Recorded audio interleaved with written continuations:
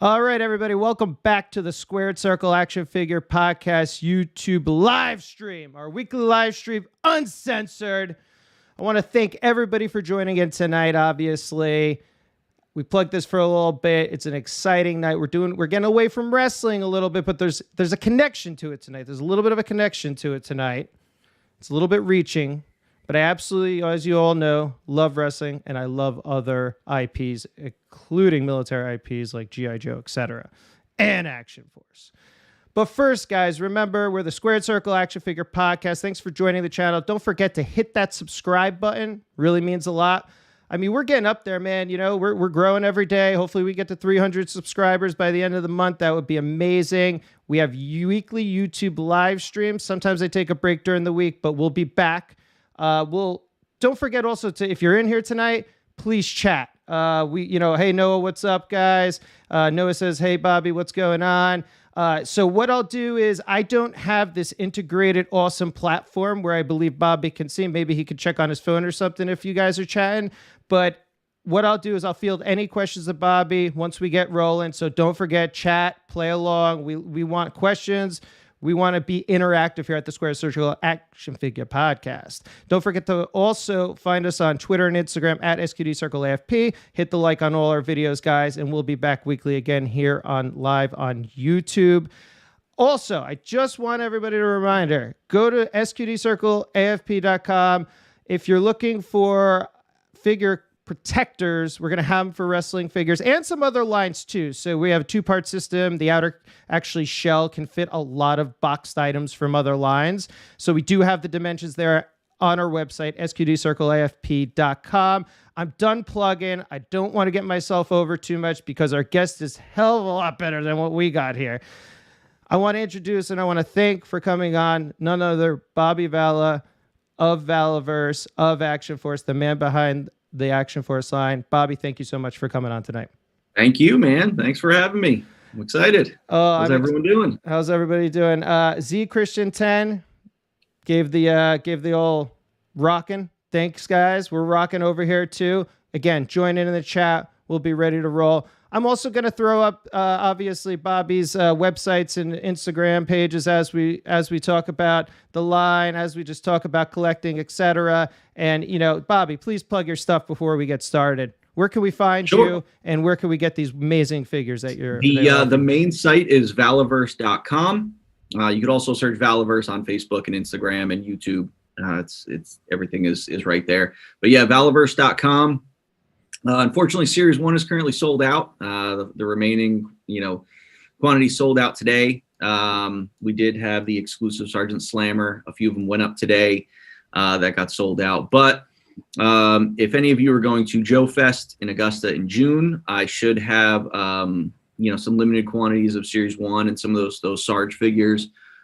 I believe Sergeant Slaughter is also doing a convention in Rhode Island in May. We're trying to coordinate that to have some Sarge figures available there for people to purchase and get them to sign. But yeah, valaverse.com. Series 2 is up for pre-order right now, which will be shipping in about a month. And yeah, like I said, unfortunately, Series 1 sold out, but the line has been catching fire, and Series 1 has been going really quick.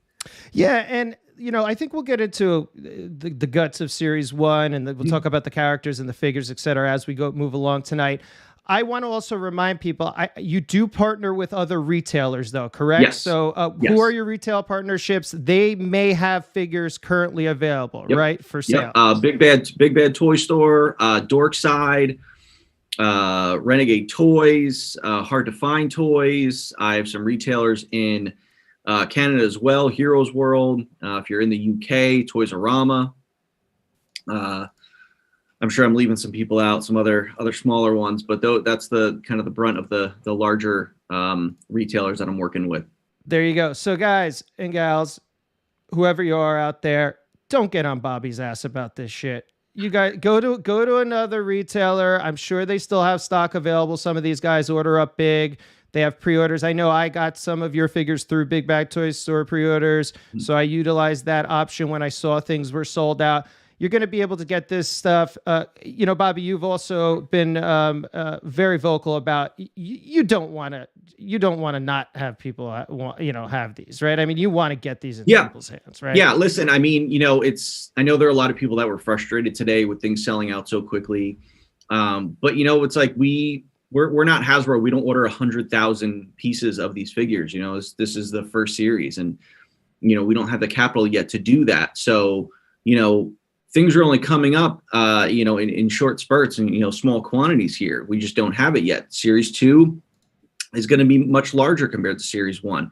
But I know a lot of people missed out on Series 1. Series 1 was open for pre-order for a very long time, and Series 2 has been up. So the pre-order deadlines for those are this Friday. But my retail partners are great. Big Bad, what they do is because they don't charge people right away, sometimes they get cancellations, and then they put that stock back up on their site. So you'll see every now and then on Big Bad some additional quantities go up. So keep an eye on Big Bad, and you might get lucky catching some of those Series 1 items. Yeah, and I am definitely a person that does that. I will pre-order through Big Bad, and then let's say you pop up and all of a sudden stock's available, I'll go buy it from you and then cancel or whatever. Sure. So yes. So guys, you're going to be able to get these figures. So just be patient. Just some of the people in the chat is going crazy. Z Christian says, tried for Series 1 today, didn't get it. He's who else? But he got all of 2A, 2B or pre-ordered. I got 2A, 2B pre-ordered as well from you, Bobby. Awesome. So that was easy. Very easy process, guys. Nicholas said he got a slammer. I was even talking to Bobby, and I have him on here, and I don't have a slammer. So there you go. Maybe I could get one from you. I'm a big, as you can see behind me, I have a lot of like prototypes, rare figures. That's kind of what I do. I mix and mingle, especially with all lines. So this all wall is here is wrestling, guys, but I have the same amount right on the other side here, and it's all like other IPs, whether it be G.I. Joe, Action Force, everything like that. So awesome. Yeah, so it's big collection, big collector here, guys. Bobby, let's get right into the nitty gritty. I got you on here. So obviously you started the company just over 3 years. You're the CDO. Where does this all start? I mean, do you have a military history? I mean, when did you become a toy collector? How did you really get involved and have this real passion for toys? And not even for toys, but creating this awesome universe and telling your story. Yeah, I mean, I listen, as a kid, I grew up in the best time. I had the 80s and the 90s. So I had, great toy line. So growing up for me, it was like toys was it, man. And, growing up, I always wanted to draw comic books. I was always an illustrator. And then I went to school for drawing comic books. And, I tried to dabble in that business a little bit, which is a really tough industry to get into. And then, doing freelance work, I ended up getting some freelance toy design work in about 2006, 2007. And I loved it because I was like, I'm a huge toy fan, I'm a huge collector. So being able to do toy design work was awesome. And then I got invited to a vendor fair up at Hasbro in 2007. And I walked through those doors and I said, this is where I want to work, man. And,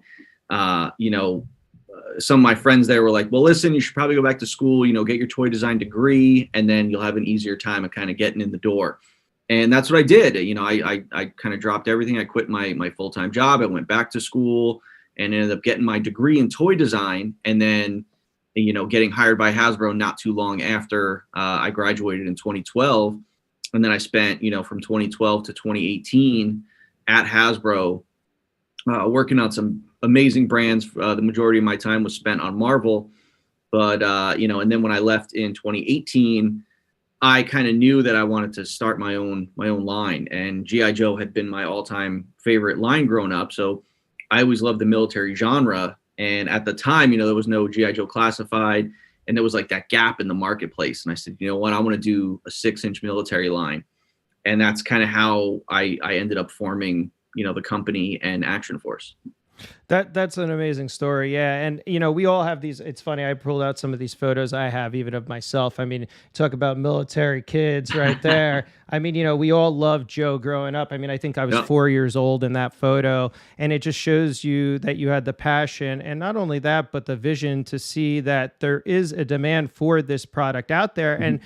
And G.I. Joe has existed. I mean, look, Hasbro's had they own it. They own the property, the IP. They've had it for a while. It's been like like but it's like they don't know what to do with it, right? It's always like they kind of like introduce it, reintroduce it. We have retros, we have this stuff, blah, blah, blah. And it's kind of all like muddled because there's no real like firm foundation for it, right? Unless you go back to that original cartoon or you read some of the new comics or the past comics. I mean, you really don't, there's nothing really to connect it. And what I love about your line is that you do have this comic, you do have this interwoven story that is helping with the connection with the characters in the product, which is good. Like back in the day, I find that all toy lines had something to kind of just like feed off of, right? I mean, you have Cops and Crooks, they had a television show. You have a movie, it has figures. You know, any of these things, Silverhawks, all these things, they all had something to work off of. And that's really not that apparent.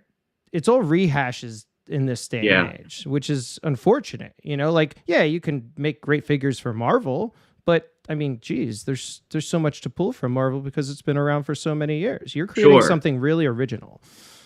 Yeah, and I think that was when I was at Hasbro, you know, I worked on the G.I. Joe brand in 2016. And it kind of always bothered me that they were, at the time, they were relying on the third movie that they were, you know, in talks with or writing the script for. And I didn't like that they were relying on that movie to push product. And, you know, also they weren't really doing a great job of creating, you know, content for their brands that they own. You know, they Transformers and Mask and G.I. Joe, all these great brands, but they got into this groove of, you know, Star Wars and Marvel and relying on their content, and then you create product off of that. And they forgot about some of the brands that built their company. And when I did, you know, when I created Action Force, I knew I didn't want it to just be like, you know, just an action figure line or just something for customizers or, you know, just based on the figures. I wanted to literally create an IP. I wanted something that could evolve, that could grow, that can feature in many other areas of content. You know, we have a live action movie in the works that's going to start filming at the end of 22. I'm looking at doing animation, motion comics, more YouTube content, all sorts of things, because I think what the story has and has so many characters and so many stories that you could do so many different avenues of content. So that's, you know, where I want to go with this brand, is everywhere. Yeah. And that's what ultimately you should. I mean, you know, you shouldn't just be stagnant or rehash it over and over and over. You want to tell a story and you want people connected, and you want to just, you just want to have that. Really quickly, a few people here in the chat, the line was based off the video game or vice versa. Again, yes, that's like I said, something was always based off of something. I thought we're getting away from that. The problem also, I think, when you're talking about like the G.I. Joe movie, like for example, the Snake Eyes movie that just came out, I mean, god awful. I mean, the movie is like, to me, unwatchable. That's just my opinion. And that's why those toys are sitting on shelves right now. I have toys clearanced out at every single retail place that supplies them, and they're not moving, you know? So, I mean, it's not good. You're right. It's like when you only want to base stuff off of like things that are coming out and not, you know, nothing like, and that are bad, it's never going to be good for sales, in my opinion. But getting back to a little bit about your experience and your time at Hasbro, I mean, you know, look, we always talk about this. We're in a really interesting market as far as toy collectors are concerned right now. You know, people have all these, all these questions. Why isn't there figures on the shelves? You know, is it why is it so effed up out there? You know, is it the retail chain? Is it the producer? Is it really these deep economic business principles like perceived value and scarcity marketing and all this stuff? Given your experience, I mean, is it all these variables, or are they just content to take their money, their millions and millions and hundreds of millions of dollars from their retail partnerships and not give a shit, really? What do you think? Yeah, it's a lot of factors. It's not one thing. You know, granted, the distribution issue is definitely a direct effect of, you know, COVID and, you know, all the distribution issues, you know, around the world. Because listen, you know, my product, I paid probably triple the amount. Now, granted, shipping containers are already up, I think 60 or 70% from pre-COVID time. So they're already overpriced. Now, I ended up paying triple the amount of the current price for a regular one to get expedited shipping. Because if you end up getting the regular slow boat that sits in the port of California, you're looking at 2-3 months. Your product's just going to sit there.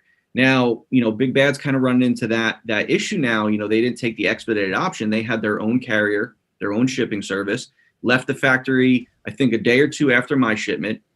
But, they opted to go with their own carrier. And they still don't have their shipment yet. Whereas I got my shipment in November and I fulfilled, 2,000 pre-orders and then sold through another 2,000 orders of Series 1, and they don't have anything yet. So it's, that's a very real problem is that. It is a real problem, really quick. And I want to interject here for people that don't know my background. I'm an importing of a specialty product from Europe.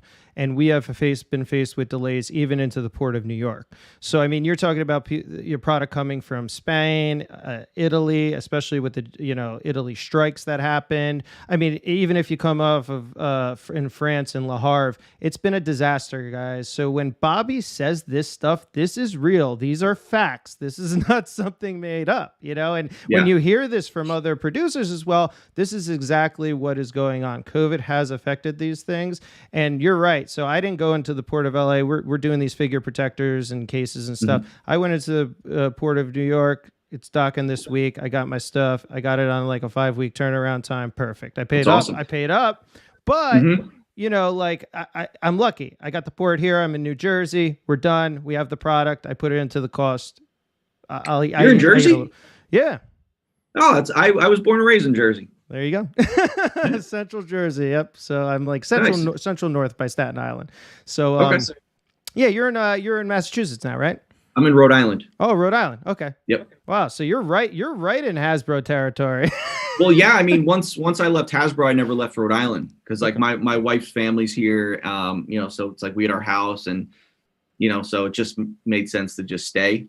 But I'm looking to leave. I don't want to do another, Northeast winter. Kind of over this one. Yeah. I mean, this one is getting way out there. I agree with you 100%. If I didn't have some ties here, I'd be going in a heartbeat as well. But okay, getting back on topic, just to get in the chat, really, Drew G, save me one for Joe Fest, Bobby. Slammer. Everybody wants a slammer. I love that packaging, and we'll get into that a little bit. I tried today for Series 1. Don't worry, Christian. You'll get it. Go to Big Bad Toy Store. Go to somebody else. Salvator, Bobby, when are you going to do really specific celebrities in line? We're going to get to that, actually. So I want to talk about that as we move into Valaverse, guys, about celebrities and their inclusion in the line and such, and maybe who you have planned. Sal, I'm not a troll. Okay, don't worry about it. I mean, if you were, I probably wouldn't. That's my good buddy Sal. Sal's a really good friend of mine. Comes by the office all the time. Nice. Movie figures, et cetera, et cetera. I think we'll get into that a little bit later too. Awesome. So I think we're catching up in the chat. So yeah, with all this stuff, I mean, look, distribution's weird. And I love these guys. I love Retro Blasting. I love Analog Toys. Tony and Michael do a great job. Michael and Tony do a great job. And you were on there with them and you were discussing this in depth with them a little bit about the distribution problems and such. Now, distribution also, like you said, when the hub is in California and we're over here on the East Coast, I found what was very interesting is when you order up on a product, they have a set order amount, minimum order quantity. They fulfill that quantity and then they distribute it throughout the nation. But by the time it gets to the East Coast, they may not even have product left based on the MOQs that they originally sold. Sure. I found that fascinating because I'm trying to find this AEW Sting figure and it's nowhere here and nobody has it in their system. And I'm going through BrickSeek and all these things and I'm asking store employees and I'm like, Bobby is right about this. This is what's happening. They're flooding the Midwest and the West Coast. And by the time it gets here, there's no product left to put on stores. Yeah. It's amazing. Being a collector in the Northeast is tough, man. It's like, I go into Target and all I see are just Eternals clogging up the shelves. And very rarely do I see, new WWE or AEW or anything new. And it's like, yeah, I see, like I said, Eternals and then the Snake Eyes movie stuff. Other than that, it's it's a bunch of McFarlane DC stuff. I did see the new Batman stuff, but yeah, it's there's I rarely ever see Star Wars stuff in any of the Targets or Walmarts around here. It's crazy how little of stuff you see here. And it's like Masters of the Universe stuff's clogging shelves because I'll get into that problem of how they over ordered because they got nervous, which is that can doom a toy line. Yes, and I've had Jeremy Padower of Jazzwares on here. I love Jeremy. Jeremy is the man, and he's even explained this with the introduction of the AEW line in retail.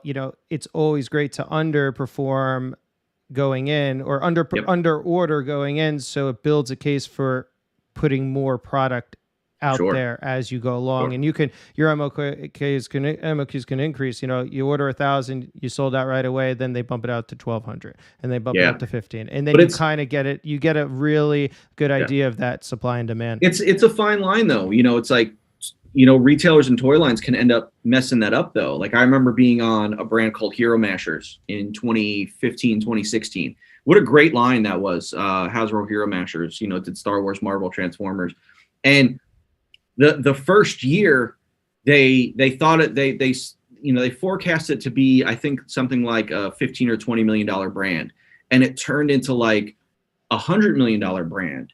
And then they were like, holy crap, we didn't order enough, we need to order more.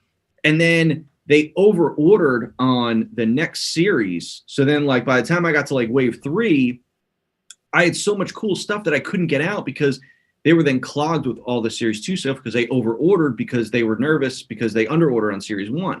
I noticed that with the Masters of the Universe line. It's like they were scarce for the first few waves, and then it was like, that Keldor 2-pack came out, and people were freaking out because they couldn't find it, and then all of a sudden they asked for more, and they reordered, and now it's like those things are on clearance, and they're clogging shelves, and you're like, there's a fine line. And it's like, I dealt with that between Series 1 and 2. It's like I saw what Series 1 sold through, my quantities, and I had to order Series 2, but I didn't do Series 2 as a crowdfunding. I was able to pay for all the production on Series 2 because Series 1 had been so profitable.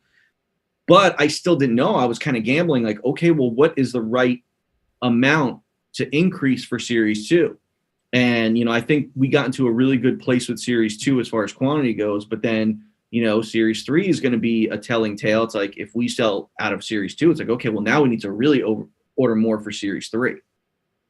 Yep. No, and I think that's a great point. And, that's also, I'm assuming, why it's split. You're hitting CNY as well. I know we're right in the middle of it. Yep. And you're not going to see new product now if it hasn't been on a boat already, basically, until maybe even as long as May, depending on how these factories get up and going. And, it's a very slow process to get everything rolling again. And then with the port congestion and the supply chain delays, again, you may not even see product till May. So even June, possibly. But you circumvented that by saying, okay, I am just going to guess, right? And I'm going to say, based off of what I sold on 1, I can kind of have a good guess. I'll put half a Series 2 out now, and then you'll get this, the other half of Series 2 when CNY ends, right? Yeah, because I looked at it like I wanted to get Series 2 out as quickly as possible because, Series 1 took so long to come out, and I didn't want the fans and the customers to wait so long. I want a really quick turnaround. And talking with the factory, it's like, okay, well, Series 2 ended up increasing because I added, figures like Tim Kennedy and Tony into the line, and, the Night Op Steel Brigade for Big Bad Toy. And they're like, okay, well, we're not going to be able to get the whole entire series out before Chinese New Year. And I was like, well, I don't want to miss that window. I was like, we got to get something out. So I said, let's split it up. Let's do 4 figures and then get the rest after, ship out after Chinese New Year. So I think that's going to work out really well because it'll give us 2 shipping times, extra product. You'll feel like you're getting more throughout the year, and it staggers everything. And it's like, you don't get that long gap in between Series 1 and 2. Exactly. And you want to have something in hand, the product already, and then boom, you get something right else in your hand. You're excited. And then you get a little bit of a wait and you're ready to go. All right. So starting this new, look, okay. The license, the name Action Force obviously has been around. this is one of the main gripes people have. Like, they're like, oh, well, Action Force, what are you doing? You're not creating something new, blah, blah, blah. That's not true. It's been around. It's a historical IP. You're just rehashing it. But this is not that. It's not that at all. And I think people that maybe aren't in on the line and that have some doubts about the line have to understand that you have the nostalgic name behind it, right? So that's an anchor for the line, but all the content is new. Yes. And that, that goes along with trademarks and copyrights. It's like, yes, I was able to purchase the trademark for the name Action Force, but copyrights protect the designs and the original characters, which Hasbro still owns. But at the same time, I didn't want to just redo what the original line was. I wanted to, have little sprinklings of nostalgia and throwbacks in the line, but I wanted to create something new and fresh. And, it's like, yeah, I've heard like people saying like, oh, this isn't my Action Force and this isn't this and blah, blah, blah. Well, it's like, well, Action Force started because of Action Man. So it's totally different than what it started out as. And every line always evolves. And Bob Breakin and Greg Hughes, original designers on the Action Force line from Palatoy, both have come out publicly and praised what I'm doing with Action Force. So these are guys that worked on that original line saying, they approve of this and they love what I'm doing with the line and how I'm taking it in this direction and creating something new, because nothing should just stay the same and be stagnant. Everything should always evolve. And this is a reboot of it. Look at when G.I. Joe in 94 stopped with Real American Hero, then it came out with Sergeant Savage. It's still G.I. Joe, but it was something new and they went in a different direction. So every line does it. So it's like, I found it funny when I was, when you hear people kind of griping about it, like hashtag not my Action Force. It's like, okay, but Action Force isn't your Action Force. Action Force was just an evolution of Action Man. And then even that Action Force turned into Action Force International Heroes, which was just G.I. Joe figures and Action Force packaging. And then it went away and it was just G.I. Joe. So, it's, if you don't want things to change, that's fine. But, other people love change and seeing lines evolve and become something new. It's fun. It's what we do in life, right? I mean, and it can be an amalgamation of all these things, and it can go back to history, and it can take things from it, and that's what makes it even more special, right? Because you're not like saying that it wasn't right or that wasn't good and this is better. You're saying, no, that was amazing, and I want it to evolve and create something new from that, and I think that's very special, and that's and it's like. When I saw it, it's like, listen, Hasbro let the trademark for Action Force go abandoned in 2005. So they had no intention of ever doing anything with this Action Force content like ever again. And to me, it was like, I love the Action Force brand so much that it was like, well, I'm not going to let that name die. Like, something should be done and it should be revived and rebooted. And that's what I did. That's awesome. Now, as far as that as well, so is this really like, so you had the experience with Hasbro and we have all these examples now with classifieds and the Marvel Legends and whatnot. I mean, this fight scale, the 6-inch scale is everywhere. I mean, it is, everybody wants it. I mean, I had an argument with a guy in a toy shop 4 weeks ago about how like, the guy won't even touch like a little small 3-inch figure from Loyal Subjects because it's not going to fit. And it's not. And I'm like, dude, like it's still special. It's a great thing. It's fun. It's innovative. Like I'm not going to be like segregate myself to 6-inch action figures, but it is a big thing. I mean, were you set where you're like, okay, I'm going to take this 6-inch figure and I'm going to make it everything that I think is wrong with these. I'm going to put it into mine and make it what I wanted. I mean, was that another drive since you had that working experience at Hasbro? Yeah. It, kind of like my time on Marvel Legends, there was a lot of things that I was trying to do on Marvel Legends that, I was always told no, like pinless joints. I was pushing pinless joints for 2 or 3 years. And I just kept hearing, no, we can't do it. We can't do it. And I said, okay, well, when I left, I was like, well, I'm going to do pinless joints on my figures because I know it can be done. And I was just late to market. Because production took so long, Marvel and Classify were able to come out with pinless figures. And it was kind of like, all right, well, why was I told no for so many years? And then all of a sudden now you guys are doing it. You know, that was the kind of thing that was so frustrating to me. It was like I was seeing so many of my ideas, you know, being used after I was told no.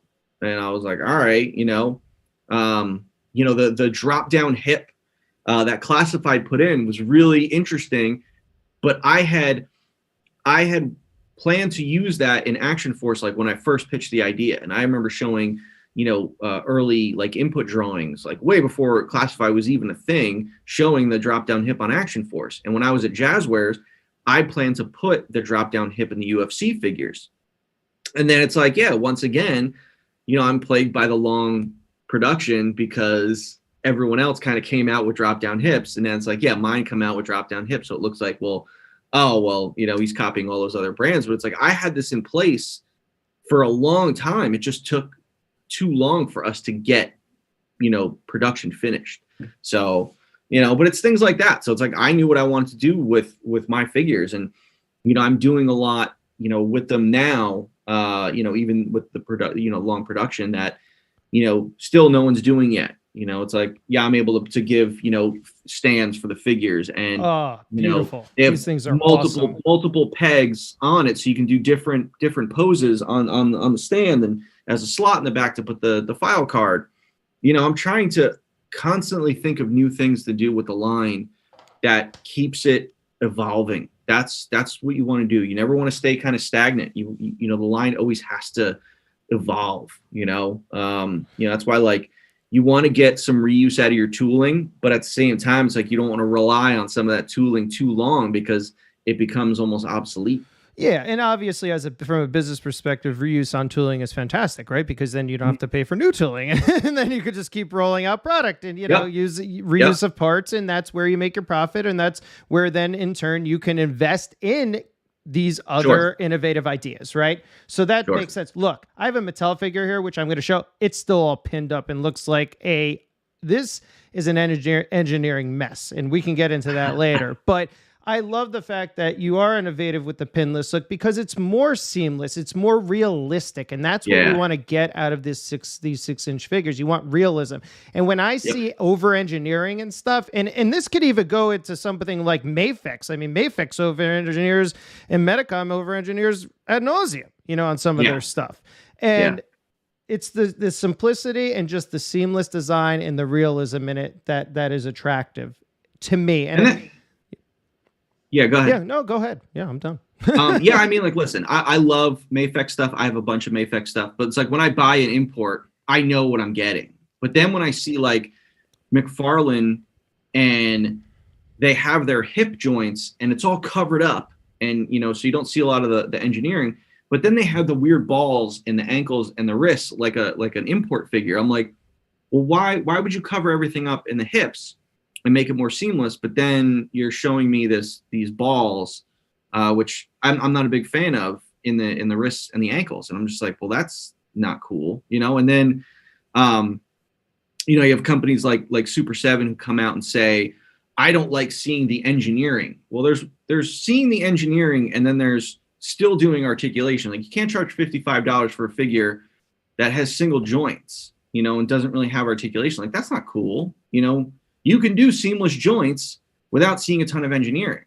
and I was surprised. I just picked up, I love Alexa Bliss. So I picked up the Alexa Bliss, awesome. And I have every one of her figures. And I thought, like, with the Ultimates line, I thought I was going to get like a newly tooled figure, or at least like more parts, but they basically reused her entire torso and her legs. And they gave her new feet and new arms with pinless double elbows. And I'm like, all right, well, that's a bummer because I would have appreciated more parts, more new parts. But they did very nice, seamless pinless elbows, double elbows on a female figure. It's very, very nice, and it's not overly engineered, and it looks seamless. So it's like, it can be done. It should be done. And, I'm glad that our figures have come out looking as good as they do. They look amazing. And again, I'm going to do a comparison as we move along, especially with this Sergeant Slaughter situation, because actually Mattel Ultimates, I mean, being a big wrestling figure collector like I am, I mean, some of them I think are hits, and like that Alexa Bliss, and then some of them, I mean, with especially with this what is it? These butterfly joints. Butterfly joints are just oh my god, it's just ugly. But so oh sorry.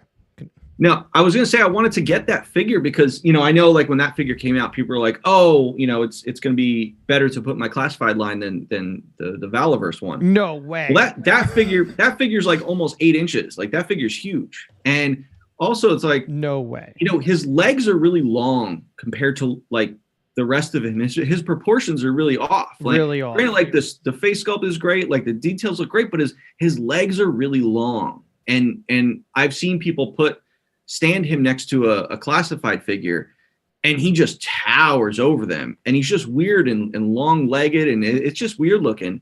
And it's like people tell me like, oh, the Action Force Sarge doesn't look like the real Sergeant Slaughter. Okay, well, neither does the Mattel one. I mean, Sarge didn't have long, thin legs like that. Like he was a shorter, stockier guy. Now in real life, like Sarge isn't really that big. Like, you know, I have a picture of me with Sarge, and he's about an inch or two taller than me, and I'm 5'11". So I just met him 2 months ago, and I have a picture with him and my girlfriend, and I'm 5'10", and he's about 2-3 inches taller than me. Yeah. So it's like, you know, the reason people have this you know, this stigma about like Sarge being this giant, it's because in the G.I. Joe cartoon, he was enormous. They drew him very muscular and very big and very tall. And he looked like a superhero, but that's not the real guy. Like that's not who he was. And it's like my Action Force Sarge is more of a true life Sarge. He's more in scale with you know the current range of figures. Like I said, that Mattel one, it's like I bet if you stood that Ultimate Sarge next to the Ultimate's Hulk Hogan, I bet they're the same height, and they were nowhere near the same height. No, not even the same build. Trust me. And here's the situation. It's funny that you mentioned this. I was again at this toy shop talking to this guy, and he actually talked about that Sarge scale comparison of yours. And I said to him, I was like, I just met the guy, 1 and 2. I don't think he's the size of Gung Ho. I like he's trying to compare it to Gung Ho and like the musculature and whatnot. And I'm just like, I don't know what you're looking at. I don't know what I'm looking at, but you're not in the Valaverse. I am. You need to rethink about what's going on. But anyway, one last thing and again, this is about another thing I've heard, and this was from this guy specifically. I am not a weapons aficionado. I know basic weapons. Okay. The scale of the weapons from the Valaverse line, and we're just talking about, you know, random things, scale, articulation, whatnot. He's saying that these weapons are not in scale as in real life. And I do you have any comment on that? Again, I think they fit perfectly in the hand. They look great. I have no complaints as a collector with these weapons. These are the best, most highly detailed weapons that you can find in the marketplace. And again, it's very difficult to see in this camera. You even have the muzzle flashes, which where are you going to get that? That's ridiculous. And what is your take on scale as far as weapons are concerned? Yeah, I find that funny. So I'm a big gun enthusiast. I own a great deal of guns. So scale of guns and detail of guns is very, very important to me, especially when you're putting real world guns in your line. Now, what I do is when I was creating the sculpt fires for these, I would take the real world specs of the gun and compare it to a 6 foot tall person and say, these are the proportions of the gun compared to a person. So when they sculpted it exactly in proportion with a real person based on the real specs of the gun. And, you know, when I see people saying that, I'm like, okay, guess you're the expert, but, you know, I did my research. And, you know, and then even with, you know, the Series 2 and Series 3 stuff, the gentleman who's sculpting all my firearms he just retired from the Navy. So it's like, he knows weapons and he knows firearms, and he does the same thing. He makes them exactly to scale with the figure. So, you know, they can say it, but they're wrong, man. Yeah. And they look great. these weapons, just the paint applications you have on them. You do have the removable ammo as well, which is amazing. And like I said, the muzzle flashes and everything. Like I said, I just don't understand why people are not getting it, or they're just doing it to complain. I have no idea. It's remarkable. I just wanted to address some of these things because I think it's I think it's fun. I mean, like, I want you on here. I want you to be like, okay, no, and I believe. Look, again, not a gun aficionado whatsoever, a weapons aficionado.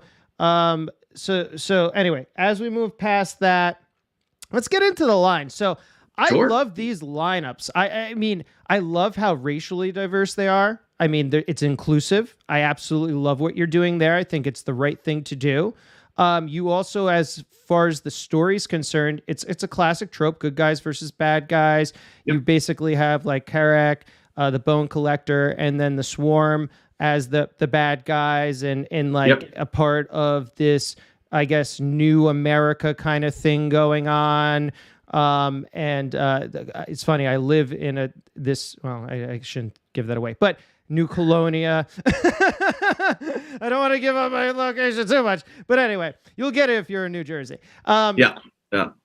And then you obviously have Action Force. So, yeah, I mean, the good guy, bad guy thing works, right? I mean, it's funny because, like, even in wrestling, I think people like bad guys now and stuff, and I just don't get it. Like I like it's fun to like bad guys. Don't get me wrong. Sure. But in traditional storytelling, you have a good guy, you have a bad guy, and they battle against each other, right? Mm-hmm. And you should want to root for the good guys, and have the bad guys included, and so on and so forth.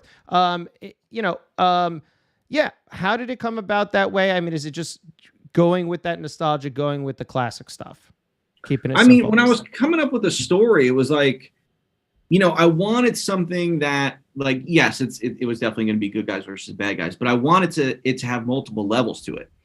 And I was trying to think of a really cool storyline, and it's like everyone does post-apocalyptic. That's kind of been done to death, and zombies and things like that. And I didn't want to go too far into the future, but I wanted to go a little, just a few years. So I said, all right, let the story take place in 2028, and we could still have the same technology we have now, but maybe sprinklings of like higher tech stuff, which is like the Swarm stuff.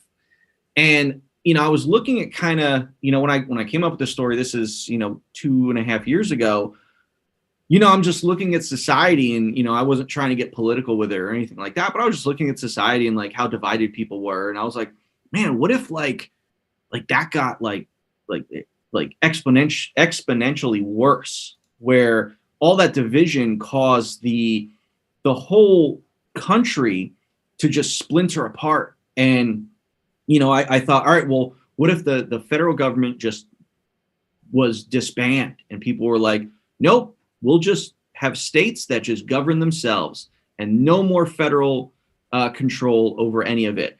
And that was kind of the story I wanted. And then it's like, you kind of coexist, and you have this peace between all the states, which are now called republics. But then eventually people are going to get greedy, and, other republics start kind of banding together and becoming super republics. And that's how New Colonia starts to form, where they're like, wait a second, we can kind of create a new America just with, new updated like laws and rules, and make it better than the old one.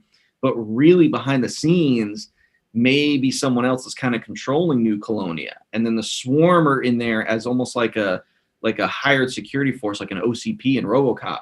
So they don't know if they're good or bad, but they're kind of just hired mercenaries. But, they don't really know what their motive is and their background. And then, the people of Action Force, which are all, ex-military, and they start to get together, and they realize, like, wait a second, like New Colonia is controlling all the media, and they're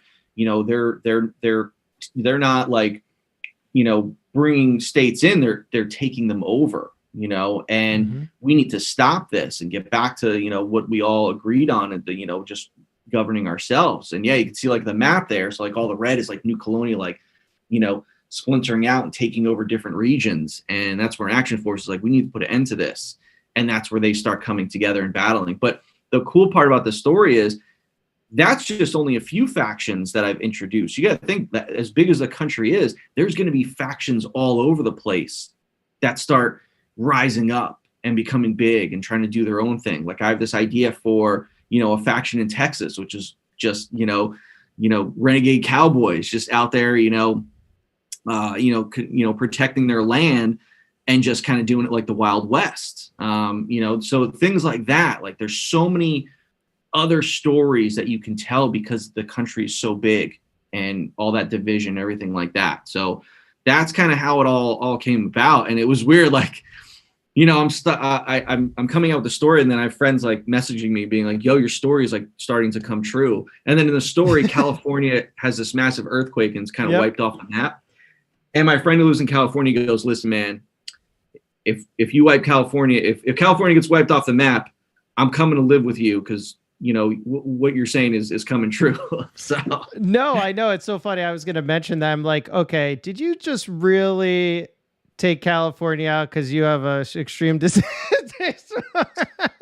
Does anyone really want California around anymore? I mean, I think you took Super 7 off the map. Oh, that's right. They're out in California. No, I actually look. Oh well. I actually really like what they're doing in figures, and I have my own take on it. And I like, but regardless, I love the fault line here. Yeah, it's amazing, and the story is great. And you're definitely, like you said, you've opened up an unlimited, never-ending story. I mean, like you said, I love the Texas stuff. I mean, like, sign me up. I wear a cowboy hat at the wrestling events all the time, But anyway, yes, so you can get the comic book, and this will be a continuing series, and it'll evolve, and then the figures will come into it, and I think it's great. Let's get back to the chats really quick, because I think we had some people in the chats here talking up. Tony joined us. He said, who is this Bobby fella? Tony, thank you so much for joining, man. I love your content. Awesome. Yeah, so I mean, and I did pre-order Desert Rat, so I'm in for that one. That's just a fun thing, because Tony's just such a genuine guy on YouTube. I don't know him. I have never, I've spoken to him in the, just the comments and he's just so nice and answering questions and stuff. And just to see his passion for toy collecting and especially Action Force and everything come to fruition. Congrats, man. You're doing a great job. I couldn't be more proud to have Tony in the line. Yeah. He's just amazing dude. Just even as a YouTube quote unquote personality, if that's what you want to say, YouTube or whatever. Okay, let's get back up here. Sal says, Bobby, the North Kingstown Walmart is clogged with Eternals. Of course it is. Yep. I think we're gonna see Eternals at least until give me the summer. Yeah, but listen, things like the Eternals clogging the shelves is going to hurt other toy lines because Target and Walmart did so well for so many years, like. Everything Marvel put out was selling, especially movie stuff. Now, all of a sudden, you come out with Shang-Chi and then Eternals. You had 2 series of Legends that just crapped the bed.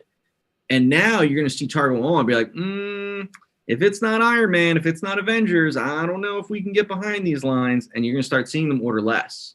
Yes. And, that's going to have a ripple effect with all their toy lines. Yeah, it's going to definitely have a negative impact. It's just so it's so disjointed too. Not to go off on a huge tangent because obviously we don't have that much time. But like you were discussing, obviously on the retro blasting the toy problems or whatever that Michael was doing. You discussed the fact that you have this situation where sales, right? So you are a designer. You're doing all this design work and you have this passion and the product and the IP and you're personally and professionally invested in it. And then you have these salespeople that don't know the left from the right when it comes to this stuff. You have these salespeople that are trying to pitch to these retail buyers and they're not even doing a good job. I found that fascinating. I'm like, when is this going to fall in line? Because it seems like that the developers should be the salesmen of the product, right? I was talking on our 3 POA podcast on Saturday. We were talking about play sets, and I was telling a story about a Spider-Man play set I worked on and how poorly the sales team was pitching it and how they were letting the retail kind of dictate what they wanted. And I'm sitting there in the back just frustrated, like I should be the one pitching my own product that I designed to the retailer. And it was like the sales team, what a joke, man. They were always the ones that they were never part of any layoffs. They were like untouchable. And it was like they were the worst at doing their job. And it was like, man, you should just let me pitch the lines. I'd sell the crap out of that line to retail, but people, they never let designers pitch to retail. That was like, you don't do that. That's forbidden. Yeah, it's the worst thing ever, I think, because we have specialization for a reason. Like, this is like a long tested thing, especially whether it be corporate or not corporate environments. I mean, as far back as the Roman Empire, you had specialization. The people that were doing the best work and what they were good at did that work, and then that's it. I mean, that's it. Yeah. That's the whole point of specialization. And then for some reason in a corporate environment in the modern era, they just throw it out the window. And I think, like Michael said, I think it's just shuffling just to think that they have a job, or who the heck knows. But anyway, to prove the importance, it sucks. Yeah. But anyway, getting back to some of these, hey, Travis, thanks for making it, man. Squared circle time. Yes, that's it. It's squared circle time. Thanks, guys, for joining in. Please, if you have any questions, Christian says the weapons look fantastic, everything, etc. Noah loves Karak. I do too. I love that Roman. I guess it's like a Roman kind of inspired helmet or something. We'll get into that a little bit. And again, the inspiration on some of the things here as we move through the line. Drew G, such a great concept. And Analog Toys says, "Oh shucks, Bobby, that's Tony." Thanks for joining in, Tony, man. I really appreciate it. All right, so getting back to the actual line then. We have Series 1. Again, guys, Series 1 currently on Valaverse.com is sold out. You can go to his retail partnerships and still hopefully pre-order some stuff through there. We have Condor, Steel Brigade, Sergeant Slaughter, and the Troopers. We have 3 Troopers. We have the Special Ops, the Urban, and the Riot. I love, and I'm just compartmentalizing them a little bit by good guy, bad guy thing, you know? Sure. So kind of the good guys, the Action Force team right there. I love Urban because the Firefly we got from another company sucks, and that's going to be my Firefly. Just going to throw it out there. What was the like, kind of give us a little bit of a background on the decision making for Series 1 good guys, or Series 1 Action Force, and how'd you get into these names, and what made you decide on these guys? Well, it's like, Condor, it's like you got to have a leader of your team. And, there's kind of always that generic, good guy leader of the team.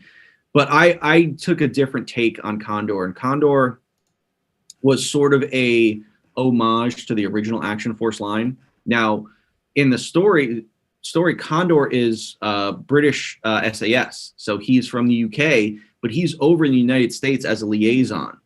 And then when the whole federal government disbands, he's kind of there helping out. And then he's called back home and he's like, I can't leave. This place is a mess and I still have to help these people.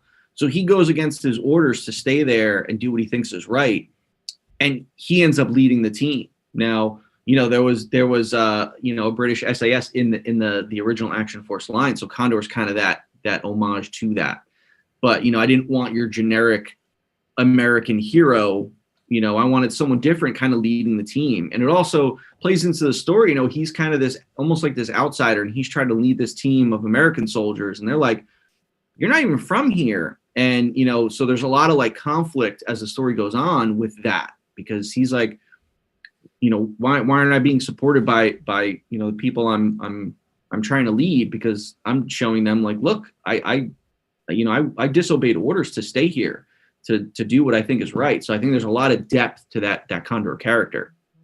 And then just really quickly, love the sculpt on here. Absolutely love that you have him with his regular face, and then you have him kind of with the mask, the balaclava. Yeah. Sorry, I'm not. Terminology is terrible. That's all right, guys. Love also just a little hint of blue in the vest. I think really makes this figure pop, especially when the vest is on. I absolutely love the blue with the green overlay. Just from an aesthetic point, love that. Yeah, I like him. I think he's a great character. But it's like asking someone who their favorite kid is. I mean, I love all of the characters, but all the characters have something different that they bring to the table, which, was something I love about them. It's like Steel Brigade. Steel Brigade growing up was my all-time favorite G.I. Joe figure.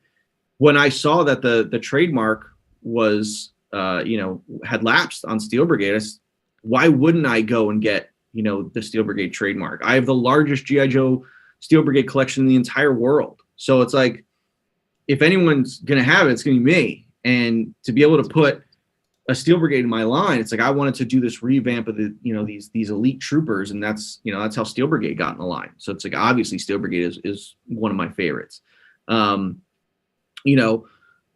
Carrick is, he's kind of labeled as a bad guy, but he's a very conflicted character. And, you see that in issue 5 of the comics. And I kept telling people, I said, Carrick is the sleeper. Like, he's going to be the one. He was selling the lowest. Now, all of a sudden, everyone wants him because they realize, like, what an awesome character he is. And, especially like in the movie, like, man, we dive. It's almost like a Carrick movie because of all the depth and conflict that there is with this character. That's why he's awesome. And he was one of the first ones I designed. Bone Collector's the first one I actually designed for the line, which he's awesome. He is your typical ruthless bad guy. And I thought, like, what would be intimidating for a guy to go into battle? And I think I was watching Willow at the time, and I saw General Kale, who's one of my favorite villains. He rides in with this skull mask on. I'm like, that's intimidating. And I said, I would love it if you had this military guy that just went into war with a skull mask. And that's, how I kind of came up with the Bone Collector. He's just a ruthless dude. The Stormtroopers. Yeah, and the Stormtroopers. Go ahead. Really quickly with the Bone Collector too.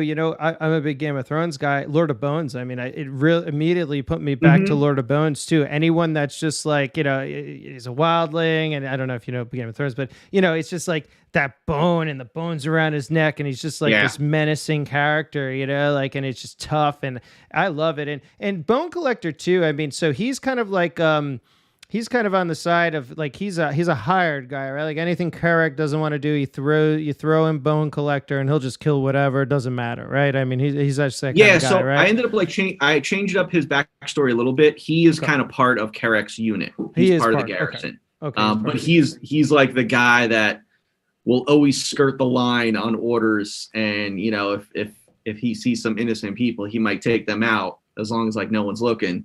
He's just a ruthless guy. He's sick, man. But he's good at what he does, which is why Carrick kind of has him around. Yeah, and I love Carrick too. As you get into him a little bit more, and his whole brigade too. Really quickly, I did want to have this. Is this like a kind of like a medieval inspired helmet and stuff? I absolutely love the helmet. Yep. So I wanted to have that mix, like very real world military, but I'm a big medieval fan and just period pieces and that sort of thing. So I wanted him to kind of go into battle like his, and there's a really good scene in issue 5 of the comics where he explains how he operates the garrison. And he talks about this medieval unit and how they went into battle. And he kind of treats the garrison like that. Like, it's like, all right, well, if we started over and there's no more federal government, but this is my army, I'm going to lead it like it's a military, like a medieval cavalry. And that's kind of why he wears the mask. He wants to feel like he's channeling like an inner, medieval, just knight going into battle. And, that I like that mix with him. It makes him more unique, and he stands out a bit just because of his different look. He doesn't have the typical tactical vest. He's a little more rogue. A little more rugged. It's like an easy rider, kind of, leather jacket with the fur. That vest is amazing. Absolutely love it. I also love one other thing, just to let you all know, and I'm pretty sure you know this already, but everything's swappable, right? For the most part. I mean, you could just you could just even create your own universe if you want to with these figures. Yeah, so, absolutely. Yeah, everything's customizable. Everything but the shoulder joints can come off, with boil and pop. And yeah, all the vests, all the, the thigh straps, everything like that, everything is swappable. All the heads fit. They all have the same neck ball size. Everything is fully compatible with all the figures, backpacks, that sort of thing. So yeah, you can make, a ton of different looks. And actually, this week on Saturday on our 3 POA podcast, we're having a contest for Action Force customs. So it's basically you submit your custom, Tony put up a post in the email for where you submit your custom that's based on just all action figure parts and, all the looks and characters you can make. And then I'll be judging that contest and giving away, a slammer figure and some other stuff during that podcast when we vote on the coolest customs.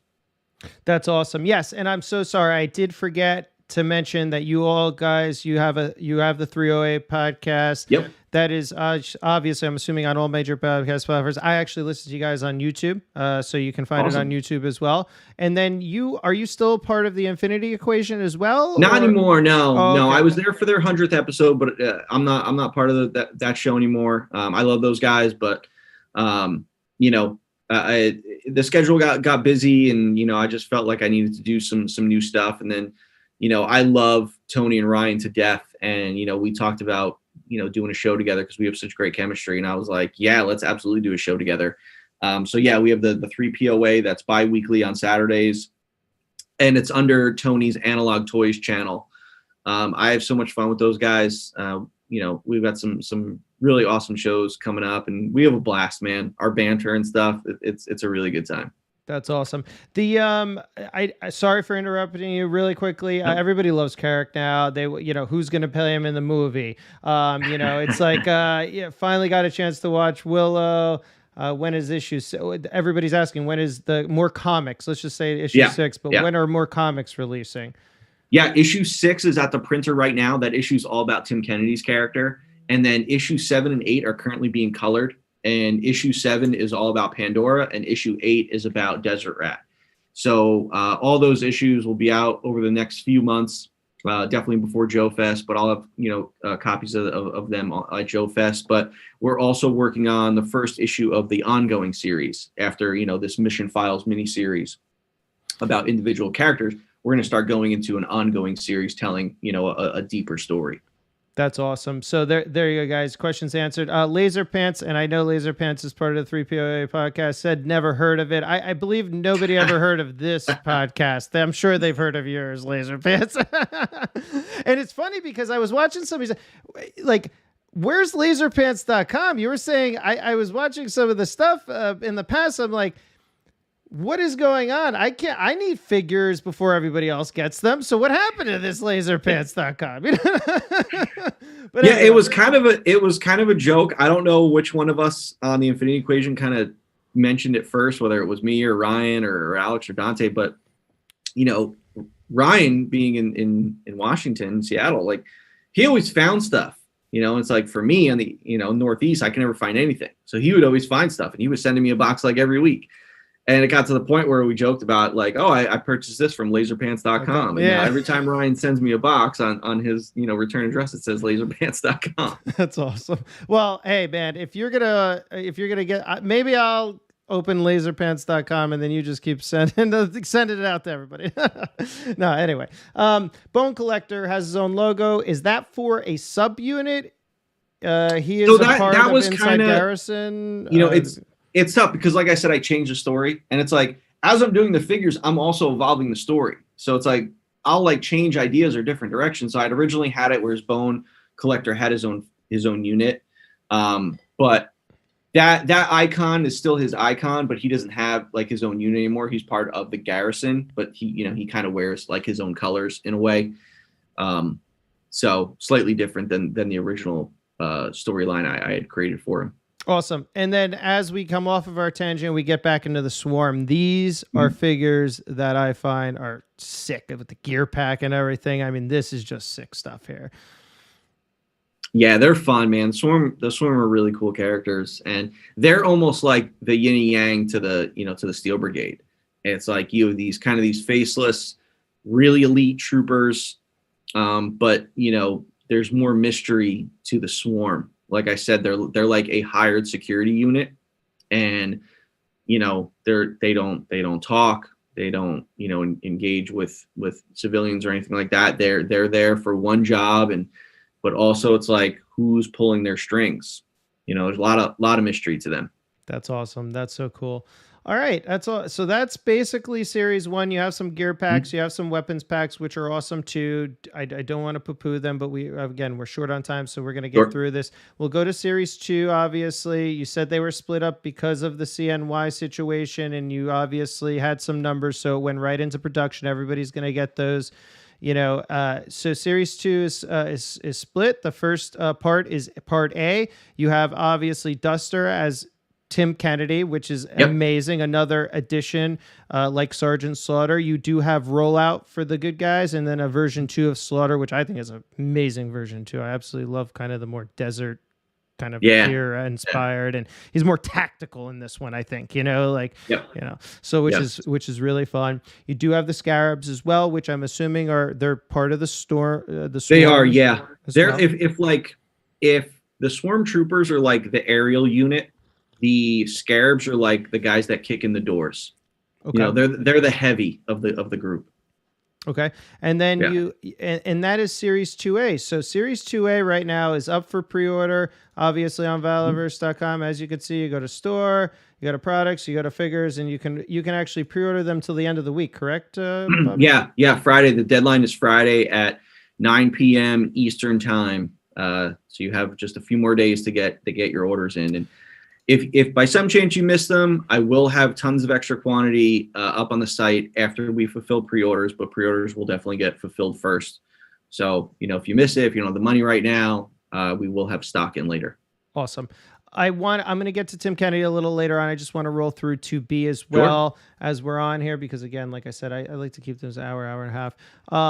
So we go to 2B, and you have none other than Analog Toys, Mr. Tony Roberts on here for 2B. I got to get in here just quickly. So yes, we have Mr. Tony Roberts, the Desert Rat here, which looks great. The face scope looks great. Really quickly, this was a question actually I had. You're designing everything? Do you have sculptors you're working with? I mean, who are you working with, and where can most of this design credit go to, and whatnot? So I'm the one that designs the overall look of the figure. Okay. I design the gear. I know what gear he comes with, the look, his colors, all that. When it comes to the 3D sculpt, I hire outside sculptors to sculpt them for me. Okay. So they're basically taking my drawing and my reference and my input, and they're creating the 3D for me. So it all starts with me, and then they just make it 3D. Awesome. Okay, great information. And then I do all of the prototype paint masters. So I hand paint all these models that go to China that they use for mapping for the actual production. Wow. Awesome. Yes. And I'm very familiar with that process, because I know what I love to do at the Squared Circle Action Figure Podcast. I love to have new toy companies on and explain their design processes and whatnot. Sure. And, Paint Master prototypes are one of them. Okay. That's awesome that you're doing that yourself, hand painting them. And then you have Trigger. Now Trigger is, Tony has described this very, very reminiscent of the Iraq War, the guys that were burly with the head bandanas on. There's also a YouTube personality that kind of looks like this. Is that at all connected in any way, or? No, it's like, I love military movies, and, it's like watch Zero Dark 30 or watch 13 Hours, and all those guys look like this. All operators, just kind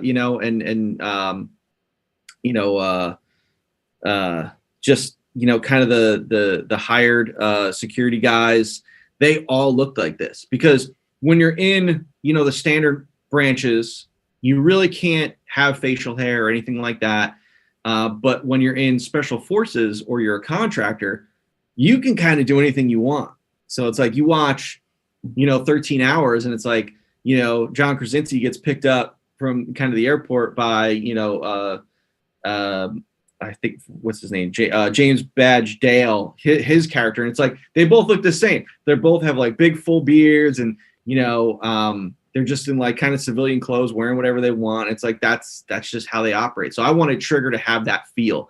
I wanted him to be like an operator or a contractor that kind of just didn't give a shit. And he was like, yeah, I'm gonna wear my hat backwards. I'm gonna have my big burly beard and my sunglasses. On. Yep. This figure, this is like a highlight for me. I absolutely love the look. I mean, it is a sick. It's real, right? I mean, that's what it is. It's like a real badass, you know. I mean, and just even down to the vest and the ammunitions pockets and everything involved here. And then obviously, like you said, operator. He's got obviously the headphones on with the with the microphone.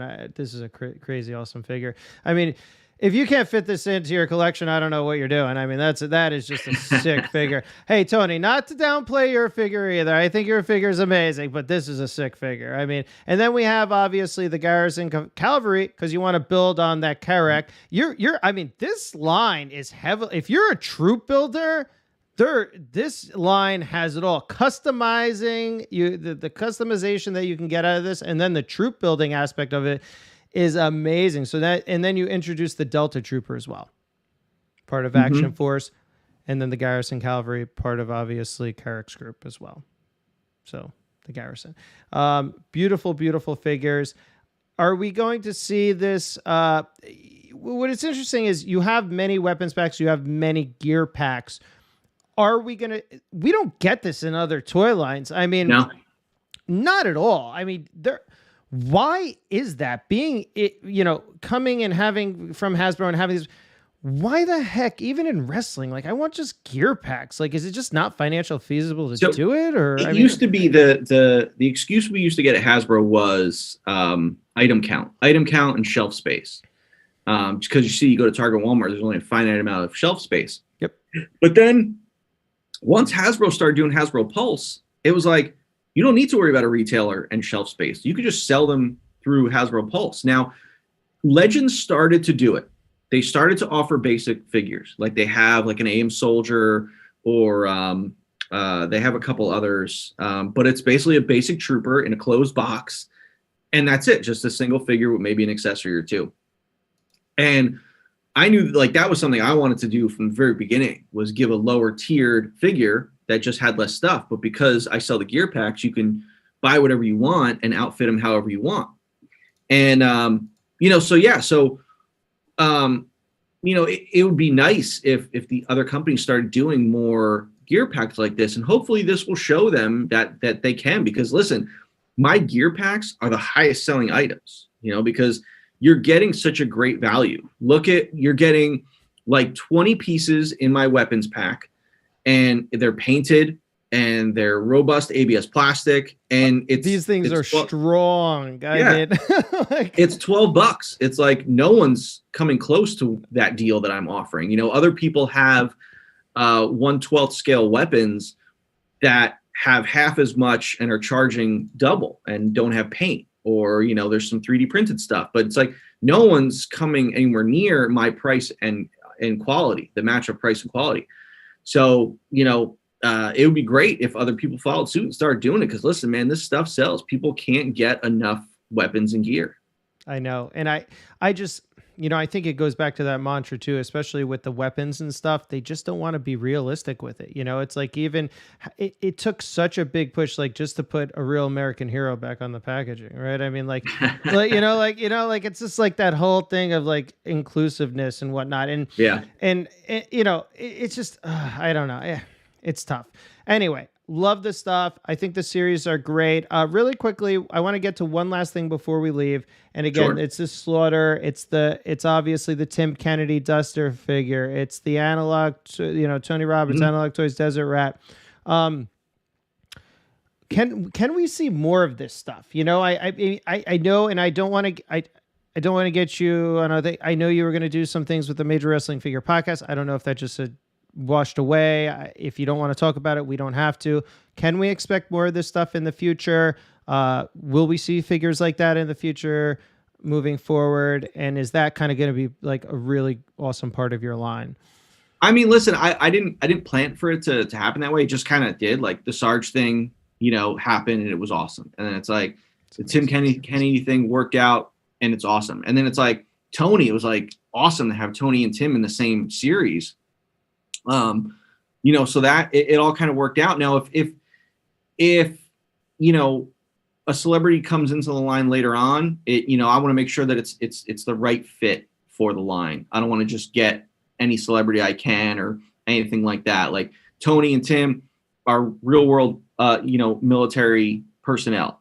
And, Sarge had the nostalgia factor. So if someone is the right fit, I will definitely look into it. I also don't want it to feel like every series has to have a celebrity, even though the first two have had celebrities.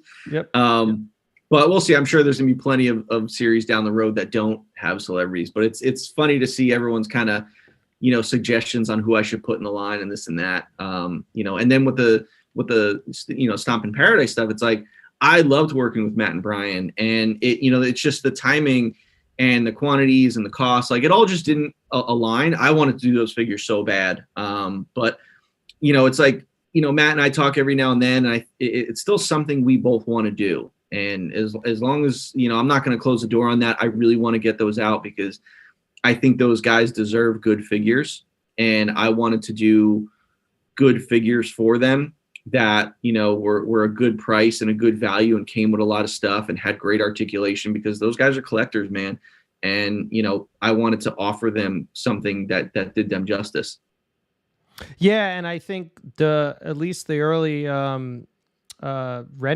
digital renders of those figures, I thought were incredible. I mean, I was really psyched about them being, again, for the crossover like myself. I mean, being a wrestling fan, being a fan of theirs and their podcasts, and then just the Stomp thing goes way back to the Jax era, and to have that in military form, like in a realistic form, I think would have been ridiculous. And to be honest with you, I think it would have been a lot better than even the figures that they got produced by another company. But I digress. Hopefully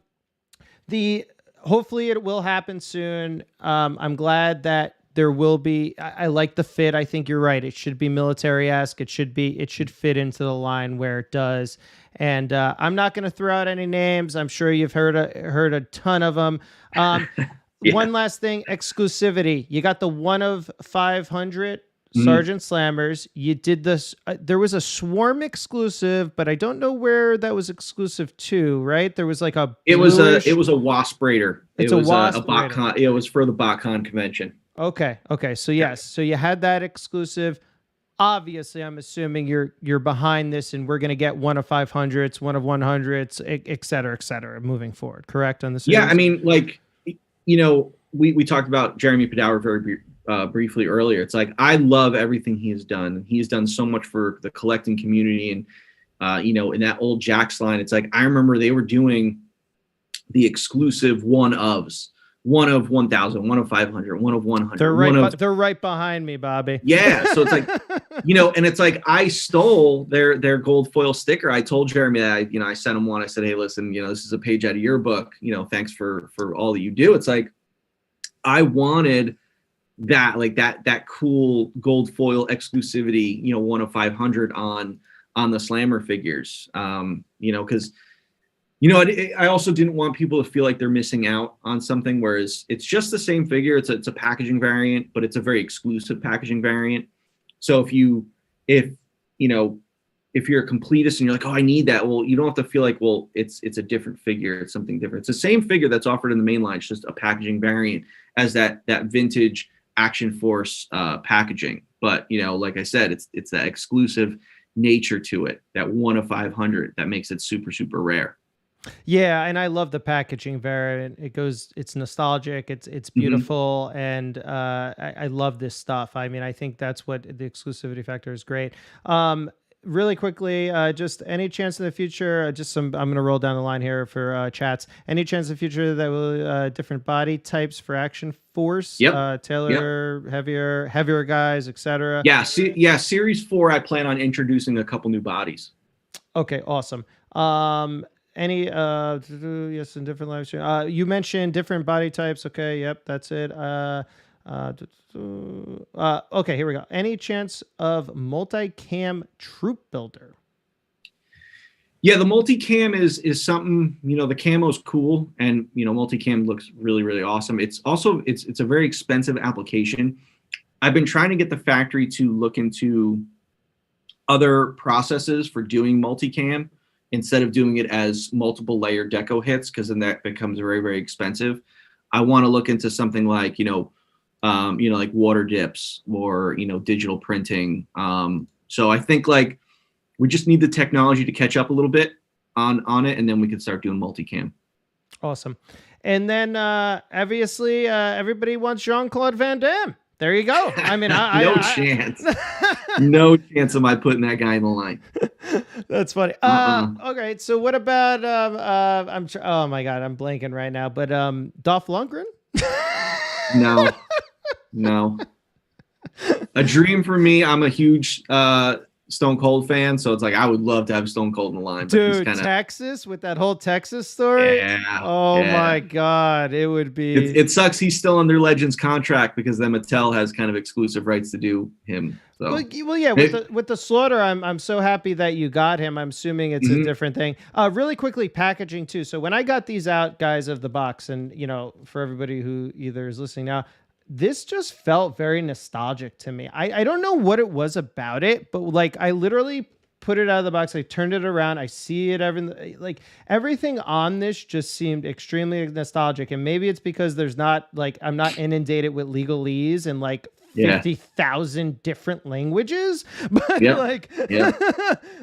I just love the packaging design too. I don't know if you want to shout out who's doing the packaging design, or maybe you're doing it. I have no idea. I have a couple different people helping with the packaging. Troy McKee, he does the brunt of the design work. I kind of give him the ideas for it, and he creates awesome designs for the packaging. Andrew Kramer, who is the colorist and letterer on the comics, he helps with some aspects of the art. I have a different artist for each series, like Michael Montanat. He did the artwork for series 1. Nito Diaz, who did issue 5 of the comics, he's doing the side panels for series 2. And then I'm looking at a really awesome artist to do the ladies for series 3. Love it. Absolutely love it. Love the bios. I love the fact that we're going to get female characters as well. Yeah. That is sick. And I love the digital render that I saw of one of the female characters that I believe she, I don't know what nationality it's going to be. If you can. So there's Eclipse is Native American and Ecuadorian. Yes, Ecuadorian. Pandora is Irish. Kill Switch is African American.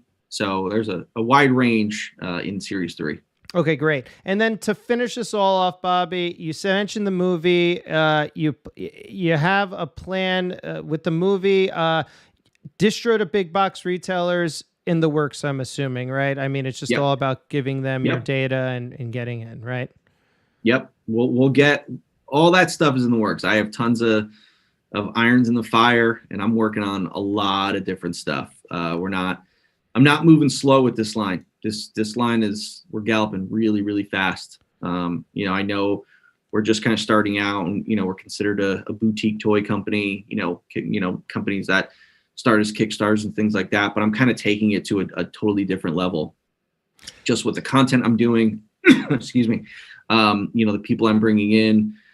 It's just evolving very, very fast, and it's going to get really, really exciting. Awesome to hear. To end, I want to thank you once again for coming on. You are the Action Force Championship. I see you got your title in the back. I got my title right here. Love it. Thank you so much for coming on. Tell everybody again where we can find you, obviously, and all your social media platforms. Yeah, Valaverse.com is the main site, and just follow Valaverse everywhere on Facebook, Instagram, YouTube. A lot more content coming in the YouTube channel. So lots more in store. But yeah, those are all the social media platforms, and we try to put content up as much as possible. Lots of stuff coming. So stay tuned. Awesome. Well, thank you so much for coming on, Bobby. Thank you. You're very welcome. Everybody, thank you so much for joining us tonight with a very special guest, Bobby Vala of Valaverse. Don't forget, we're the Squared Circle Action Figure Podcast. We have weekly YouTube live streams here on our YouTube channel. So hit that subscribe button. Give a like if you like this. Share it with everybody you can possibly imagine. We're on Instagram and Twitter at SQD Circle AFP.